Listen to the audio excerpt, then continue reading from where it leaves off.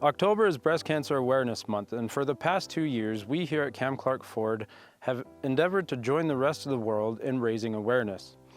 That is why for the 3rd year in a row, we've decided to kick things up a notch, and what better way to grab people's attention than with a pink Bronco.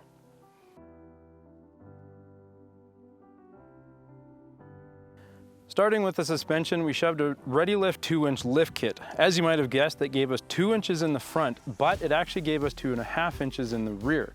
The reason why ReadyLift did that is so when you're loaded up with all your camping and four-wheeling gear, the rear end will want to squat down a little, so that should help you stay pretty close to level instead of looking like you forgot to install your rear suspension or something.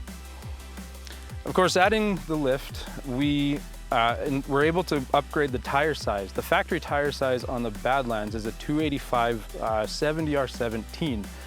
We were able to upgrade to a 315 70R17 like you would find on the Sasquatch. And the tire that we chose for this one is a BFG KO2. Now, keep in mind, if you're fixing to do a setup similar to this, we did have to remove the crash bars, but they're pretty easy to get to with a couple bolts. So if you ever decided to put them back in, it's pretty easy to do so, but just keep in mind a setup like this would rub. Of course, I think one of my favorite parts of this whole build have got to be the wheels. You know, again, drawing on that rough and tough vibe, we chose the Black Rhino Abrams. Of course, Black Rhino makes a lot of cool military style wheels. This spec is a 17 by 8.5 with a 0 offset, so it moved that tire out quite a bit and gave it that nice aggressive stance.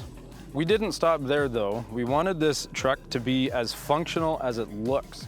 Since the weak point of the Bronco are the factory tie rods, especially when adding the bigger wheels and tires, heavier tires, is the factory tie rods.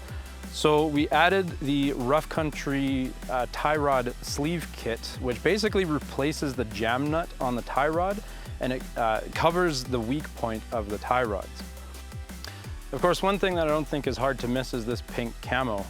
I don't think we need any explanation as to why we chose this particular wrap, but I think it's the centerpiece that really pulls this whole build together.